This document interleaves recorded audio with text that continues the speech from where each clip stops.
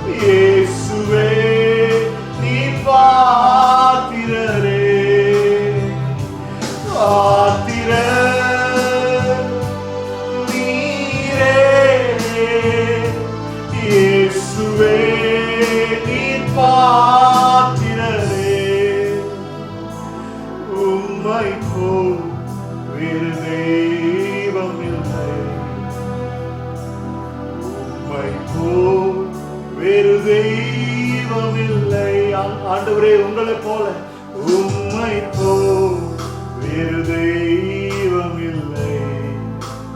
எல்லார் உள்ளத்திலிருந்து வேறு தெய்வம் இல்லை. பாத்திர பாத்திர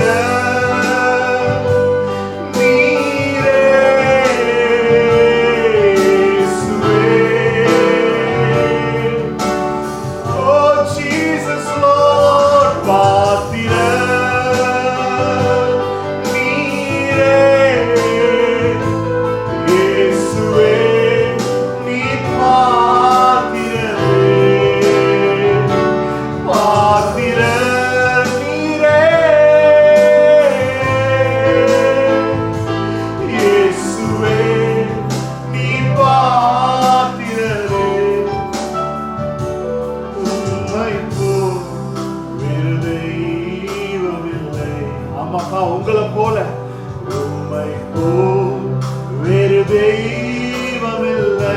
எல்லாரும் அவரை பார்த்து சொல்லுங்க, உம்மை போல் வேறு தெய்வம் இல்லை. உம்மை போல் yes Lord, உம்மை போல் வேறு தெய்வம் இல்லை. இயேசுவே,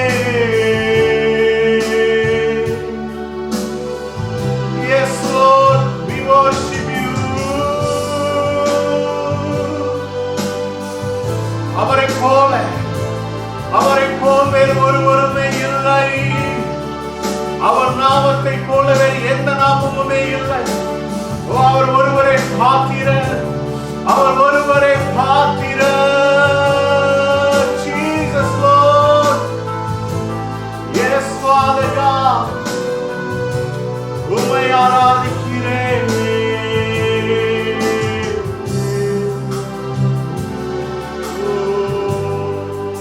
மறுபடியுமா? உயிருள்ள நாமம், மேலான நாமம், ஜீவனுள்ள நாமம், இயேசுவின் நாமம். உயிருள்ள நாமம், மேலான நாமம், ஜீவனுள்ள நாமம், இயேசுவின் நாமம்.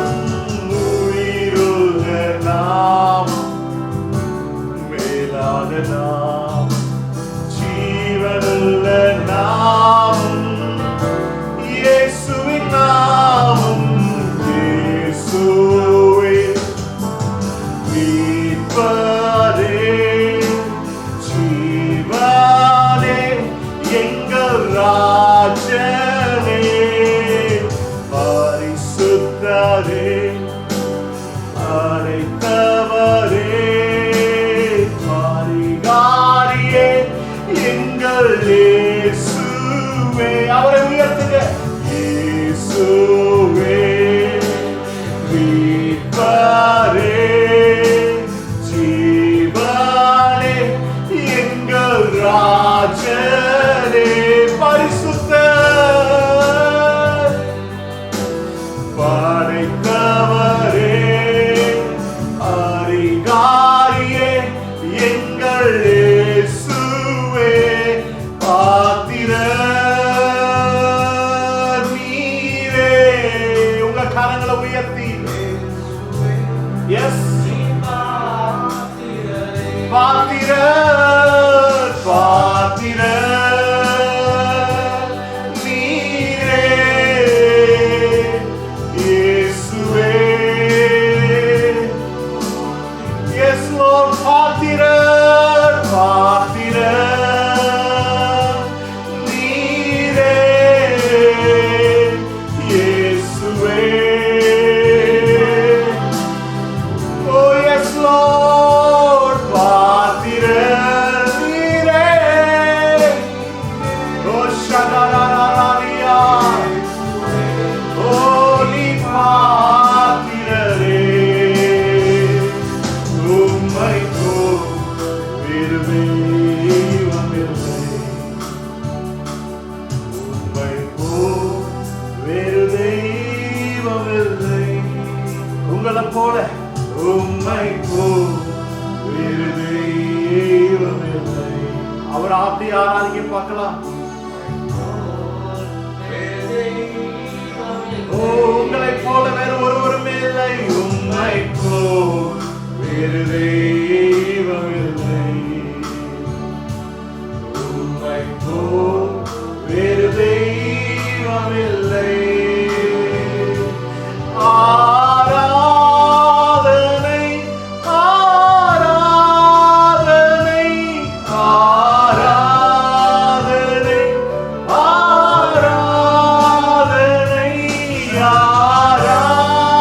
ஆராதனை,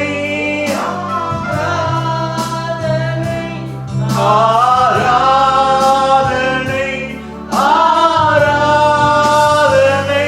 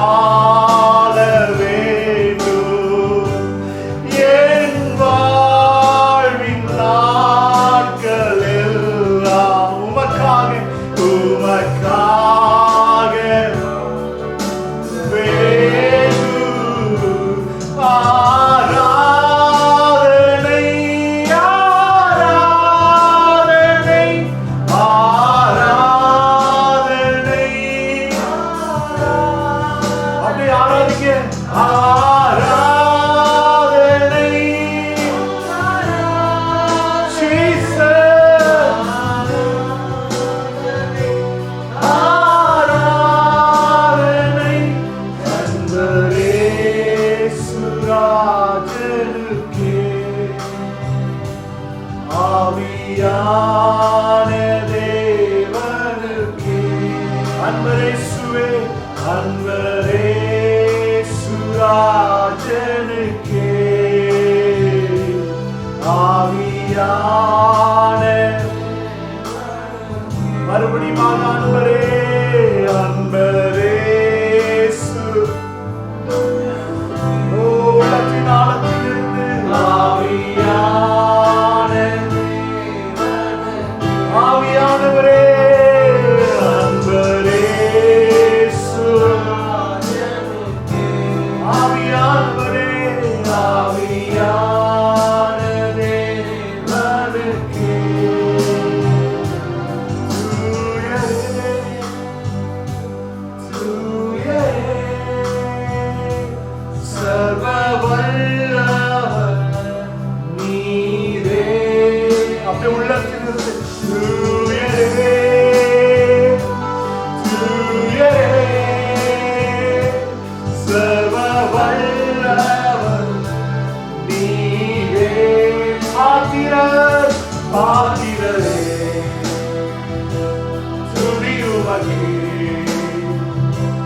பாத்திரரே துதி உமக்கே துதி உமக்கே ஆவே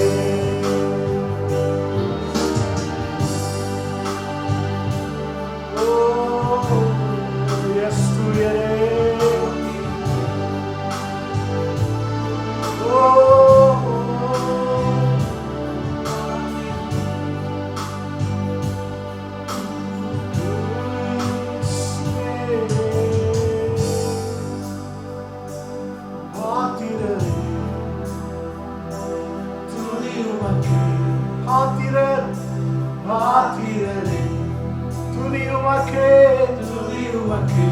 மறுபடியும் பாத்திரரே ஓ துதி துதி உமக்கே ஆவே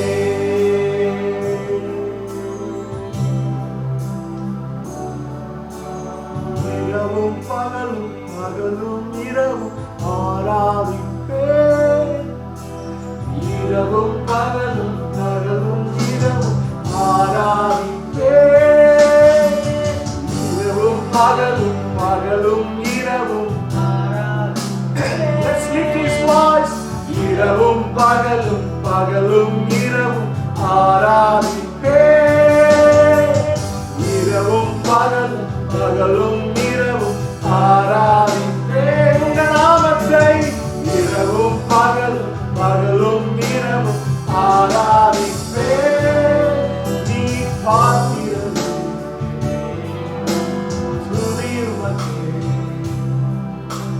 பாத்திரரே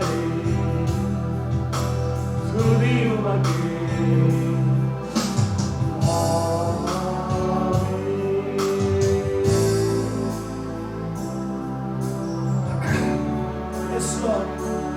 நீர் பாத்திரர் ஐயா நீர் ஒருவரே பாத்திரர் நீர் ஒருவரே ஆராதனைக்குரியவர் நீர் ஒருவரே மேன்மையானவர் கொஞ்ச நேரம் அப்படியே அவர் ஆராதிக்கிறீங்களா ஆவியில கொஞ்ச நேரம் அவர் அப்படியே லிஃப்ட் பண்றீங்களா அவருடைய நாமத்தை உங்க உள்ளத்துல இருந்து அவரை நோக்கி சொல்லுங்க நீங்க பாத்திரர் oh Jesus Lord yes thank you Lord உம்முடைய அபிஷேகத்திற்காக நன்றி ஐயா உம்முடைய அசைவாடுதலுக்காக நன்றி இயேசுவே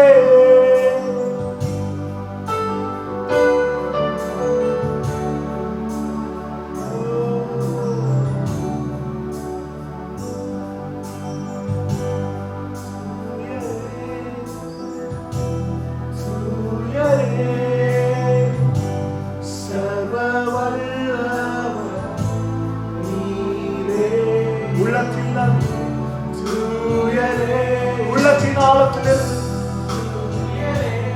சர்வ வல்லவர் நீரே பாத்திரர் பாத்திரரே துதி உமக்கே பாத்திரரே பாத்திரரே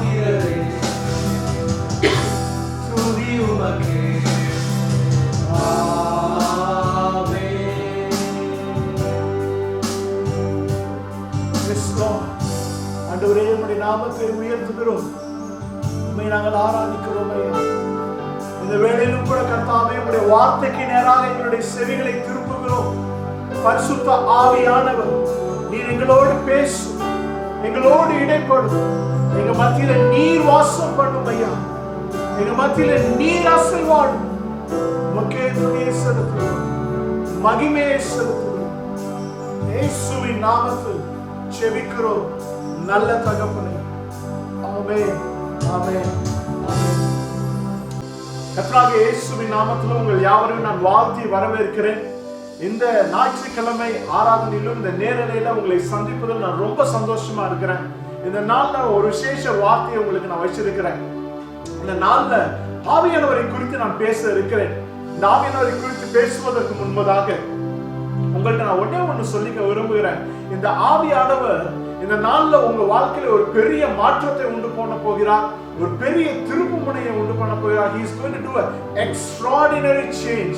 உங்க வாழ்க்கையில ஒரு நீங்க நினைத்து பார்க்காத ஒரு அசைவையும் மாற்றத்தையும் உருவாக்குகிற ஆண்டவர் தான் நம்மளுடைய ஆண்டவர்.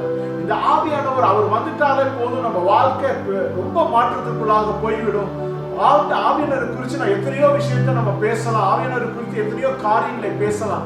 ஆனா இன்னைக்கு நான் பேச போறது ஒரே ஒரு காரியத்தை குறித்து தான் பேச போகிறேன். இந்த ஆவியானவரை குறித்து எதை குறித்து நான் பேச இருக்கிறேன்னு சொன்னா, இந்த ஆவியானவருடைய முக்கிய பங்கு என்ன அப்படின்னு சொன்னா, அவர் நம்மளை உடைத்து உருவாக்கி அவர் வணைந்து அவர் சித்தம் செய்வதற்குன்னு அவர் நம்மளை ஸ்பெஷலா மேட் பண்ண போகிறாரு, நம்மளை மாற்ற போகிறார். இந்த ஆவியானவருடைய முக்கியமான ஒரு பங்கு நம்ம வாழ்க்கையில அது.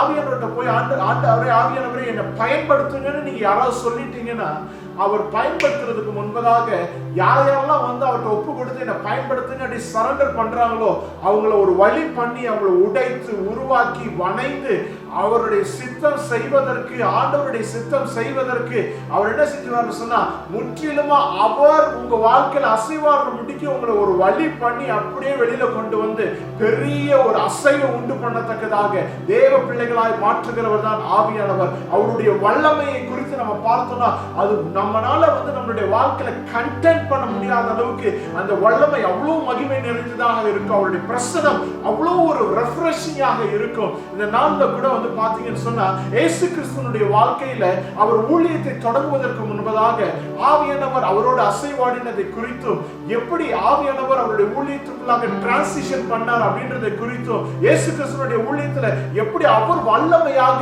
எழும்பி ஆண்டவருடைய சித்தத்தை செய்தார் என்பதை குறித்தும், ஆவியானவருக்கு அவருக்குள்ளாக இருந்த அந்த உறவை குறித்து நான் உங்களுக்கு காட்ட போகிறேன். நம்ம பார்க்கலாமா? எல்லாரும் மத்தேயு எழுதின சுவிசேஷம் 4வது அதிகாரம் 10வது, எல்லாரும் வேத புஸ்தகங்களை திருப்பிக் கொள்ளலாமா? மத்தேயு எழுதின சுவிசேஷம் 3வது அதிகாரம் 16வது 17வது வசனத்தை வாசிக்கலாம். மத்தேயு 3வது அதிகாரம் 16 17வது வசனம். இயேசு ஞானஸ்நானம் பெற்று ஜலத்தில் இருந்து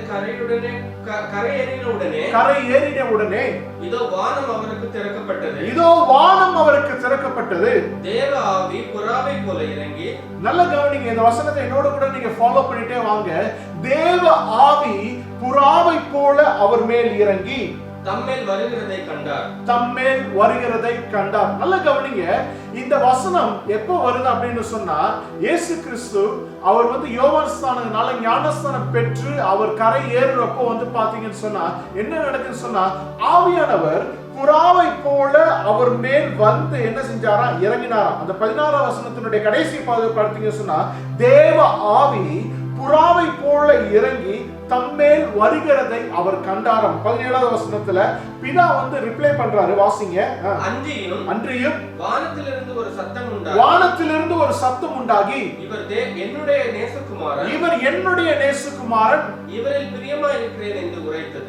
இவர் மேல் நான் பிரியமா இருக்கிறேன். இதே வசனம் வந்து பாத்தீங்கன்னு சொன்னா, மார்க்கு எழுதின சுவிசேஷம் 1வது அதிகாரத்துல நீங்க எடுத்து படிச்சீங்கன்னு சொன்னா எல்லாரும் எடுத்துக்கொள்ளலாம். மார்க்கு எழுதின சுவிசேஷம் 1வது அதிகாரம் 10வது வசனத்தை வாசிக்கலாம். அவர் ஜலத்திலிருந்து கரை ஏறின உடனே வானம் திறக்கப்பட்டதையும் ஆவியானவர் புறாவை போல தம்மேல் இறங்குகிறதையும் கண்டார். வானம் திறக்கப்பட்டதையும் ஆவியானவர் புறாவை போல அவர் மேல் இறங்குகிறதையும் கண்டார். பாத்தீங்கன்னா மத்தேயுவிலும் மார்க்கிலும் கிட்டத்தட்ட ஒரே மாதிரி சொல்லப்பட்டிருக்கு. ஆவியானவர் வானம் திறக்கப்படுறது, ஆவியானவர் புறாவை போல இயேசுவின் மேல இறங்குறார். ஆனா அதே இது வந்து பாத்தீங்கன்னு சொன்னா லூக்கா எழுதின சுவிசேஷத்தை எடுத்தீங்க சொன்னா லூக்கா எழுதின சுவிசேஷம் 3வது அதிகாரம் 22வது வசனத்தை வாசிங்க சொன்னா வாசிங்க. லூக்கா 3:22. பரிசுத்த ஆவியானவர் ரூபம் கொண்டு புறாவை போல அவர் மேல் இறங்கினார். வானத்திலிருந்து ஒரு சத்தம் உண்டாகி, நீர் என்னுடைய நேசகுமாரன், உம்மேல் பிரியமாய் இருக்கிறேன் என்று உரைத்தது. பாருங்க, இந்த 3 காஸ்பல்லையும் பாத்தீங்கன்னா மார்க்கு சரி, மத்தேயு, மார்க்கு, லூக்கா 3லயும் பாத்தீங்கன்னா வானம் திறக்கப்படுறது, ஆவியானவர் புறாவை போல அவர் மேல் வந்து இறங்கினார், அவர் மேல் வந்து தங்கினார் அப்படின்னு சொல்லப்பட்டிருக்கு.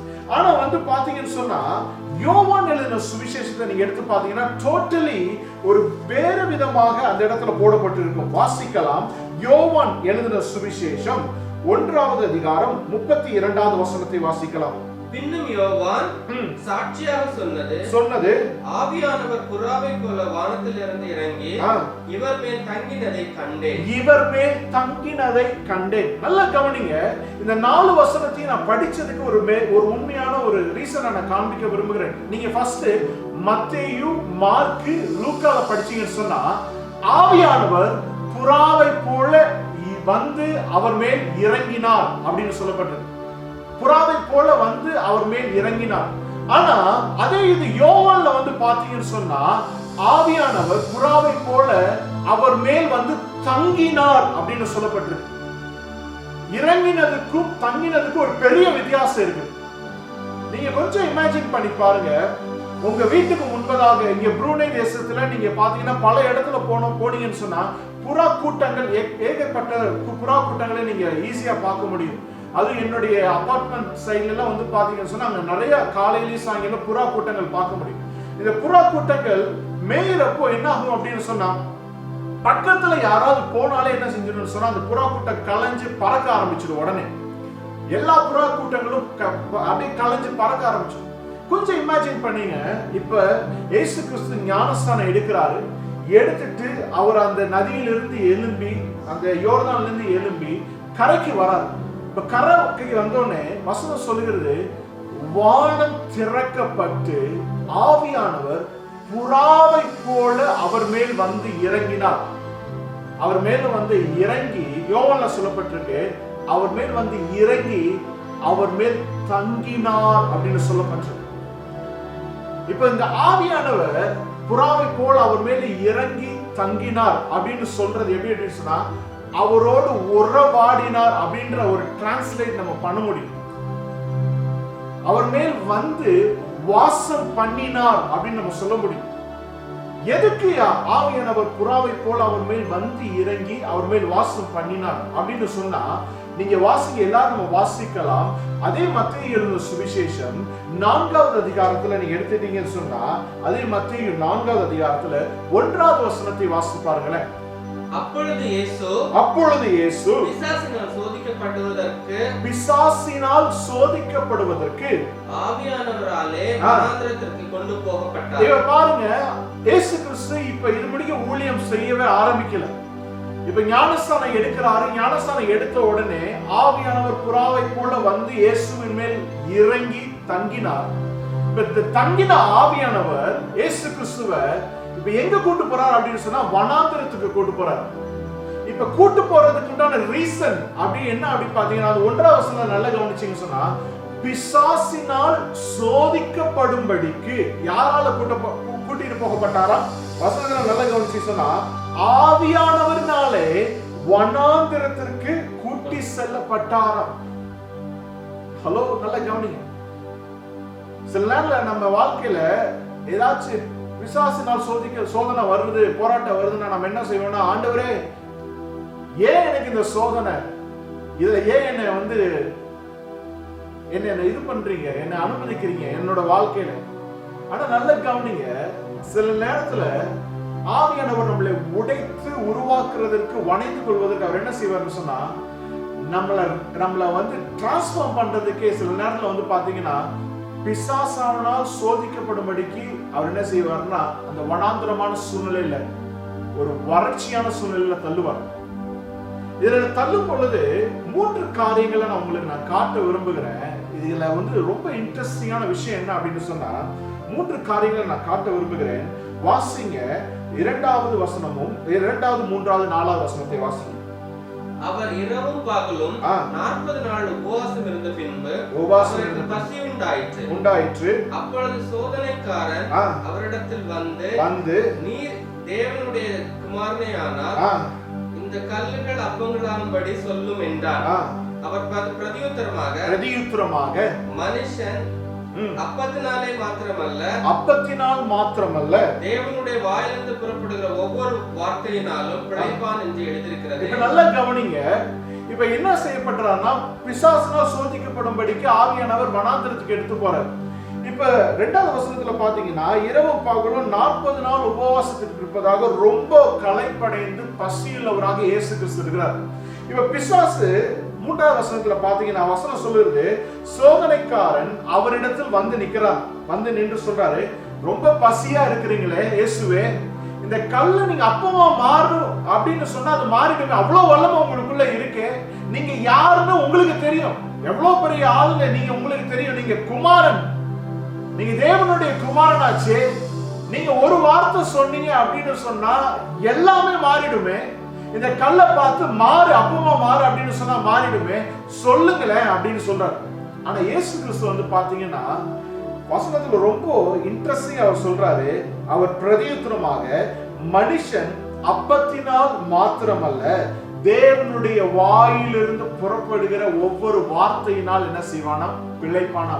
முதலாவது உங்க வாழ்க்கையில ஆவியானவர் வந்து இறங்கி தங்குறப்போ அவர் உங்க வாழ்க்கையில செய்கிற ஃபர்ஸ்ட் மாற்றம் என்ன அப்படின்னு சொன்னா உங்க வாழ்க்கையில இருக்கிற அந்த பெருமை என்கிற காரியத்தை என்ன செய்வார்னா உடைத்து எறிவார். சில நேரத்துல நான் ஊழியத்துல ஆரம்பத்துல வந்து இருக்கிறப்போ சில பாஸ்டர்ஸ் வந்து பாத்தீங்கன்னா எனக்கு வந்து அவங்க ஆரம்பத்துல கொடுத்த வேலையே என்ன அப்படின்னு சொன்னா சர்ச்சை கூட்டி பெருக்கி பாய் போடுறது, இல்ல சேர்ஸ் போடுறது, இல்ல பாத்ரூம் கழுவுறது. ரொம்ப வருஷம் இந்த வேலை தான் பார்த்துட்டே இருந்தேன். ஒரு நாள் ரொம்ப எனக்கு வருத்தமாகி எங்க பாஸ்டர்கிட்ட ஒருத்தர் போய் நான் கேட்கிறேன், பாஸ்டர் நான் ஊழியத்தை கத்துக்க வந்திருக்கிறேன், ஆனா நீங்க எனக்கு கொடுக்குற வேலையோ வந்து சர்ச்சை கூட்டி பெருக்கி தொடச்சு சேர்ஸ் போடுறது, பாய் போடுறது, பாத்ரூம் கழுவுறது, பாத்ரூம்ல போய் தண்ணி எடுத்து வைக்கிறது, இதைத்தான் செய்ய சொல்றீங்க. இத்தனை வருஷம் நான் செஞ்சுட்டு தான் இருக்கேன். நான் ஒரு நாளும் மேலே ஏறி எதுவுமே நான் செஞ்ச பாடு இல்லையே. ஒரு பாட்டு கூட நான் பாடினது இல்லை, ஒரு வசனத்தை கூட பிரசங்கித்ததே இல்லை. அப்போ அவர் சிரிச்சுட்டு அவர் போயிடுவார். அப்போ ஒரு நாள் வந்து பாத்தீங்கன்னு சொன்னா நான் எதிர்பார்க்காத ஒரு சூழ்நிலையில எதர்ச்சியாக வந்து அவர் என்கிட்ட சொல்றாரு, பிரவீன் இன்னைக்கு வந்து உபவாச கூடுகையில நீ தான் பிரசங்கிக்க போகிற. நானும் என்ன செய்யறேன்னா, ஓ நான் தான் பிரசங்கிக்க போறேன்னா இன்னைக்கு பாரு எவ்வளோ ஒரு பவர்ஃபுல்லான ஒரு வாசனத்தை நான் எடுத்து பிரசங்கிக்க போறேன். ரொம்ப பவர்ஃபுல்லா நான் பாஸ்டரோட பெருசா நான் பிரசங்கிக்க போறேன். அப்போ வந்து பாத்தீங்கன்னா எங்க பாஸ்டர் வந்து பாத்தீங்கன்னா பைபிள் காலேஜுக்கெல்லாம் போகாதவர். அவர் ஊழியத்தை ஆரம்பத்திலிருந்தே வந்து மற்ற மூத்த போதர்ல இருந்து கற்றுக்கொண்டு அவர் ஊழியத்தை ஆரம்பிச்சவர். பைபிள் காலேஜுக்கெல்லாம் போகாதவர். அப்போ அவர் என்னை பிரசங்கி அப்படின்னு சொல்லி ஃபர்ஸ்ட் சொன்ன உடனே சென்னையில இருந்த நான் பிரசங்கி அப்படின்னு சொன்ன உடனே நானும் என்ன செஞ்சேன்னா இன்னைக்கு நான் என்னுடைய தியாலஜிக்கல் ஸ்டடீஸ்ல படிச்ச எல்லா ஞானத்தையும் பயன்படுத்தி ஒரு பெரிய பிரசங்கத்தை பண்ண போறேன்.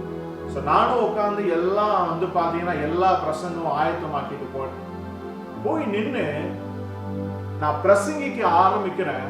5 நிமிஷம் கழிச்சு நான் என்ன பேசணும் அப்படின்றது கூட வந்து பார்த்தீங்கன்னா என் வாயில ஒண்ணுமே வராம போச்சு. எத்தனையோ வசனங்கள் என்னுடைய நோட்ஸ்ல இருக்கு, ஆனா நான் இதெல்லாம் எப்படி இணைத்து என்ன பேசணும் அப்படின்றது எனக்கு தெரியவே இல்லை. ஒரு சைடு வேர்த்து ஊத்துது, கை கால்லாம் நடுங்குது, என்ன பண்றதுன்னே தெரியல. நான் ஏதோ வளர்றேன், சொன்ன விஷயத்தையே மறுபடியும் சொல்றேன். எப்படியோ அப்படி இப்படின்னு பண்ணி ஒரு 15 நிமிஷம் ஏதோ சொல்லிட்டு நான் உட்காந்துட்டு எனக்கு அவ்வளவு அவமானமா இருந்துச்சு. யாரையுமே ஃபேஸ் பண்ண முடியல, என்னால யாருமே முகம் கொடுத்து பேச முடியல. அன்னைக்கு நான் ஒரு விஷயத்தை நான் புரிந்து கொண்டேன். நம்ம ஊழியத்துல நாம யார் அப்படின்றத காமிக்க ஆரம்பிச்சிட்டோம்னா நம்ம ஒண்ணுமே இல்லை அப்படின்றத ஆண்டவர் என்ன செய்வார்னா உணர்த்த ஆரம்பிச்சிருவார். ஃபர்ஸ்ட் நம்ம வாழ்க்கையில அவர் பயன்படுத்துறதுக்கு முன்பதாக, உங்க வாழ்க்கையில ஒரு மாற்றத்தை உண்டு பண்ணுவதற்கு முன்பதாக அவர் செய்யற முதல் விஷயமே என்ன அப்படின்னு சொன்னா, உங்க வாழ்க்கையில இருக்கிற அந்த பெருமை, நான் யார் அப்படின்ற சொல்றீங்க பாத்தீங்களா, அதை உடைத்து எறிந்து அவர் மேல நம்பிக்கை வைத்து அவருடைய வார்த்தையை பிடித்து தொடங்குகிற ஒரு வாழ்க்கையை உங்களுக்குள்ள உருவாக்க தொடங்குவார். இயேசு கிறிஸ்து நினைச்சாருன்னா அவர் ஒரு அன்னைக்கு அப்ப அந்த தருணத்துல ஒரு செகண்ட்ல சொல்லிருக்க முடியும், இந்த கல்ல அப்பமா நான் மாத்தி காமிக்கிறேன் பாரு அப்படின்னு பிசாசு கிட்ட சவால் விட்டுருக்க முடியும் அவர்னால. ஆனா அவர் சொல்றாரு, மனுஷன் நான் பசியாதான் இருக்கிறேன், ஆனா மனுஷன் அப்பத்தினால் மாத்திரம் அல்ல, தேவனுடைய வாயிலிருந்து புறப்படுகிற ஒவ்வொரு வார்த்தையினாலும் பிழைப்பார். நல்ல கவனிங்க, இந்த ஆவியானவர் உங்க மேல வந்து தங்கி அசைவாடுகிற அந்த வாசம் பண்ணுகிற நேரத்துல நீங்க அவருக்கு இடம் கொடுக்க கொடுக்க கொடுக்க என்ன செய்வார்னு சொன்னா, நீங்க எவ்வளோ பெரிய ஞானியா இருக்கலாம், எவ்வளோ பெரிய ஆளா இருக்கலாம், அதெல்லாம் குப்பை அப்படின்னு தள்ளிட்டு நான் ஒண்ணுமே இல்லைங்க, அவர் தான் எல்லாம் அப்படின்றத சொல்ல ஆரம்பிச்சிடுவீங்க. Thank you Father. இந்த வனாந்திரத்தில் நடந்த 3 சம்பவத்தை நான் உங்களுக்கு காட்ட முடியும். ஆனா எனக்கு கொஞ்சம் சுருக்கமான டைம் தான் இருக்குது. ஆனா நான் சீக்கிரம் சொல்லி முடிக்க விரும்புறேன். நல்லா கவனிங்க. இந்த ஆவியானவர் இன்னொரு காரியத்தை என்ன செய்யறாருன்னு சொன்னா, எல்லாரும் நம்ம எடுத்துக்கொள்ளலாம். மார்க்குல 1வது அதிகாரத்துல 12வது 13வது வசனத்தை வாசிங்க. மார்க்கு 1:12-13. உடனே ஆவியானவர் அவரை வனாந்திரத்திற்கு போகும்படி ஏவினார். இப்ப பாருங்க, அந்த இடத்துல மத்தேயுல நம்ம வாசிச்சோம், ஆவியானவர்னாலே வனாந்திரத்திற்கு கொண்டு செல்லப்பட்டார், நடத்தி செல்லப்பட்டார் அப்படின்னு நம்ம மத்தேயுல படிச்சோம். ஆனா மார்க்ல படிச்சீங்கன்னா கொஞ்சம் வித்தியாசமா இருக்கு. மார்க்ல சொல்லப்பட்டிருக்குது, உடனே ஆவியானவர் அந்த ஞானஸ்தானம் எடுத்து புறாவை போல அவர் மேல வந்து வாசம் பண்ணி தங்குன அந்த ஒரு இதுக்கப்புறம் இன்சிடென்ட்க்கு அப்புறம் பாத்தீங்கன்னா மார்க்ல சொல்லப்படுது, உடனே ஆவியானவர் அவரை என்ன செய்யறாரா, வனாந்திரத்திற்கு போகும்படி ஏவினார். ஏவினார் அப்படின்னு சொன்னா நடத்தினார், புஷ் பண்ணார். அவர் பேசினாரா இயேசுவோடு, நீ இப்படிதான் போகணும் போ அப்படின்னு சொல்லி. இன்னொரு விஷயத்தை உங்களுக்கு கற்றுக் கொடுக்க விரும்புகிறேன். ஆவியானவர் அவரோட கையில நீங்க உங்களை வணையறதற்குன்னு கொடுத்துட்டீங்க, அவரால் பயன்படுத்தணும் அப்படின்னு கொடுத்துட்டீங்க அப்படின்னு சொன்னா, அவர் என்ன செய்வார்னு சொன்னா, உங்களை நடத்துகிறவராக உங்க வாழ்க்கைக்குள்ள கடந்து வருவார். ஆனா அவர் நடத்துறப்போ நீங்க நினைக்கிற மாதிரிலாம் நடத்த மாட்டார், நீங்க விரும்புற மாதிரிலாம் நடத்த மாட்டார். அவர் நடத்துற பாதையே வேற விதமா இருக்கும், வித்தியாசமா இருக்கும். அது முடிக்க நீங்க எதிர்பார்க்காத ஒரு பாதையில தான் உங்களை நடத்துவார். ஆனா அவர் நடத்துகிற அந்த பாதையில நீங்க போனீங்கன்னு சொன்னா, அவரோடு கூட நீங்க கடந்து சென்றீங்கன்னு சொன்னா, அதன் முடிவுல ஒரு பெரிய மகிமையான ஒரு ஆசீர்வாதமான ஒரு வல்லமையான ஒரு காரியத்தை ஆண்டவர் உங்களுக்கு வச்சிருப்பாரு. ஹalleluya, thank you Lord. வாசிங்க லூக்கா சுவிசேஷம் 4:1 வசனத்தை வாசிங்க சொன்னா, லூக்கா 4:1 வாசிங்க சொன்னா, இயேசு பரிசுத்த ஆவியினாலே நிறைந்தவராய் யோர்தானை விட்டு திரும்பி ஆவியானவராலே வனாந்திரத்திற்கு கொண்டு போகப்பட்டு. இப்ப பாருங்க, இப்ப இயேசு என்ன செய்றாருன்னு சொன்னா, நல்ல கவனிங்க, அந்த புறாவை போல ஆவியானவர் இறங்கி தங்கினார்.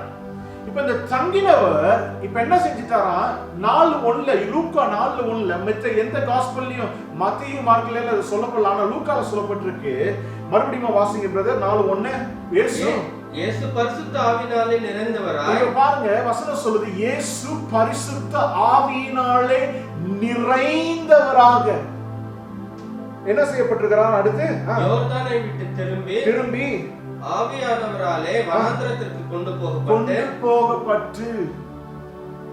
மூன்றாவது, ஃபர்ஸ்ட் உங்களை உடைக்கிறப்ப என்ன செய்வார்னா, உங்களுடைய சுயமான உங்களையே ஃபர்ஸ்ட் என்ன செய்வார்னா உடைத்திருவார்.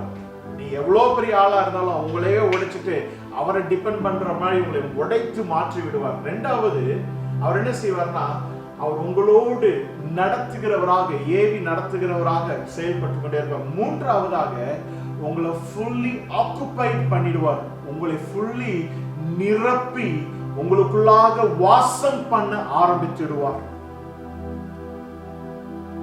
இப்போ இதெல்லாம் எதுக்கு செய்யறார் அப்படின்னு சொன்னா, இதே லூக்கா 4:14 எடுத்து வாசிங்க சொன்னா, லூக்கா 4:14 வாசிங்க சொன்னா, பின்பு இல்ல 13:14 வாசிங்க.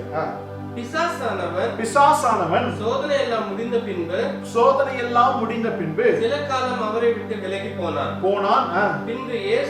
பின்பு இயேசு ஆவியானவருடைய பலத்தினாலே, நல்ல கவனிங்க, பின்பு இயேசு ஆவியானவருடைய பலத்தினாலே கலிலேயாவுக்கு திரும்பி போனார். அவருடைய கீர்த்தி சுற்றிலும் இருக்கிற தேசம் எங்கும் என்ன செஞ்சுச்சுன்னா பரவ ஆரம்பிச்சாங்க. ஆவியானவர் பாருங்க, அது முடிக்க இயேசுவை பத்தி யாருக்குமே தெரியாது.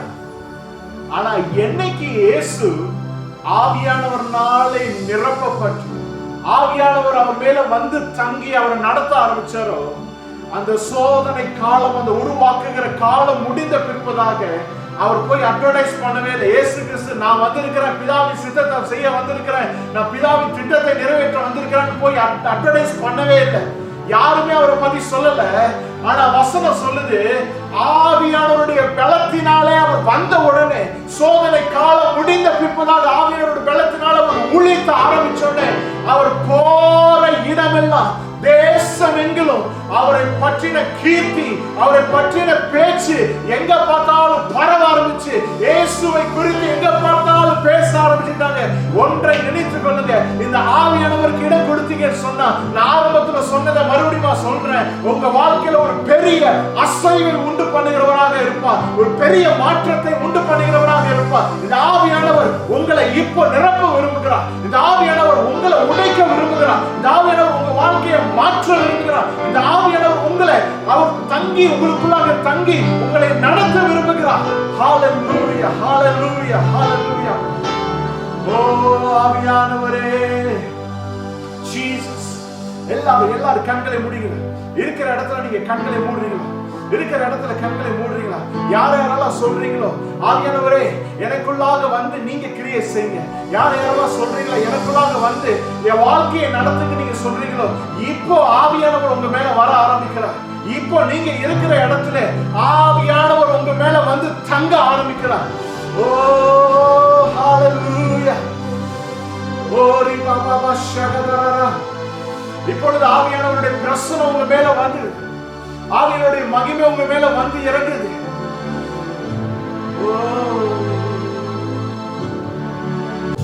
Oh Jesus.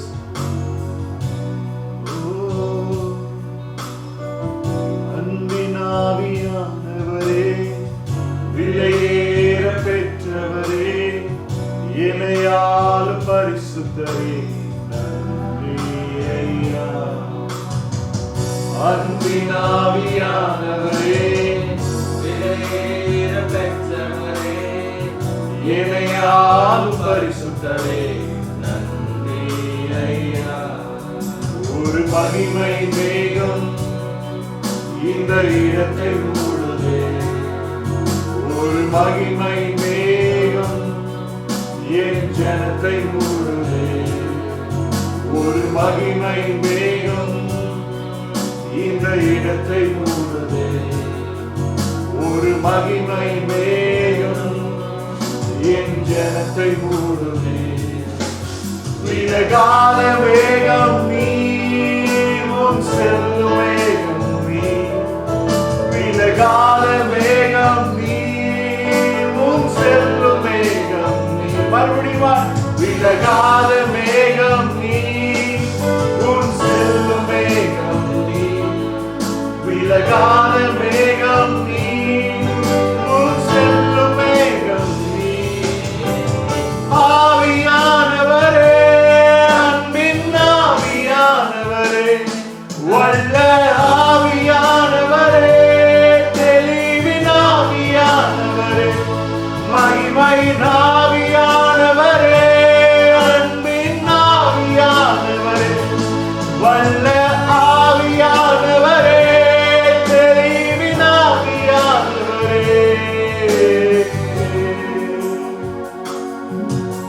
ஒரு மகிமை மேகம் இந்த இடத்தை மூடுதே. ஒரு மகிமை மேகம் என் ஜனத்தை மூடுதே. விலகாத மேகம் நீ, முன் செல்லும் மேகம் நீ. விலகாத மேகம் நீ, முன் செல்லும் மேகம் நீ. விலகாத மேகம் நீ, முன் செல்லும் மேகம் நீ. விலகாத மேகம் நீ, முன் செல்லும் மேகம் நீ. ஆவியானவரே, அன்பின் ஆவியானவரே, தெளிவின் ஆவியானவரே, அன்பின் ஆவியானவரே, மகிமை ஆவியானவரே, அன்பின் தெளிவின் ஆவியானவரே, மகிமை ஆவியானவரே. Yes, Lord. ஆவியானவரே, இப்போது இறங்குங்கப்பா. இறங்கி எங்க மேல தங்கி வாசம் பண்ணுங்கப்பா. இறங்கி எங்க மேல தங்கி எங்களை உடைத்து உருவாக்கி வணங்கி கொள்ளுங்கப்பா. உங்க கரத்தால நாங்க பயன்படுத்தப்படணும். எங்களை உருவாக்கும் ஆவியானவரே, எங்க வாழ்க்கையில் ஆசீர்வாதம் ஐயா. இந்த வார்த்தையை கேட்டுக்கொண்டிருக்கிற ஒவ்வொருவருடைய வாழ்க்கையில இப்போ நீங்க இறங்கி நிரப்பும்படியாக செபிக்கிறோம். பலப்படுத்தும்படியாக செபிக்கிறோம். அவங்க மேல நீங்க இறங்குங்கப்பா. அவங்க மேல நீங்க இறங்க ஆவியானவர். அவங்க மேல ஆசீர்வாதங்கப்பா. Thank you Lord. Jesus Lord. அப்படியே ஒப்பு கொடுங்க. அப்படியே ஒப்பு கொடுங்க. ஆவியானவர்கிட்ட ஒப்பு கொடுங்க. ஓரி காதாரா ஷகாதாரா. ஓரி பாபா பாபா ஷிகாதாரா. ஓரி தாரா ஷிகாதாரா.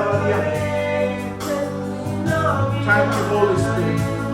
Thank you Holy Ghost. Thank you Lord. Amen. Amen. அப்பா, நீங்க ஆசீர்வதிப்பதற்காக நன்றி. தொடர்ந்து உங்க வார்த்தை மூலமா பேசிக்கிட்டே இருங்க. நீங்க நிரப்பிக்கிட்டே இருங்க. மறுபடியும் நாங்க நம்முடைய வார்த்தையில நாங்க தியானிக்கும் வரைக்கும், மறுபடியும் நாங்க இந்த நேரலையில நாங்க சந்திக்கிற வரைக்கும் உடைய கிருபை, சமாதானம், வழி நடத்துதல் நீங்கள் யாவரோடும் கூட இருந்து நடத்தட்டும். உமக்கே துதியை செலுத்துகிறோம். இயேசுவின் நாமத்தில் ஜெபிக்கிறோம் நல்ல தகப்பனே. ஆமென், ஆமென், ஆமென். God bless you all. கர்த்தர் உங்களை ஆசீர்வதிப்பாராக.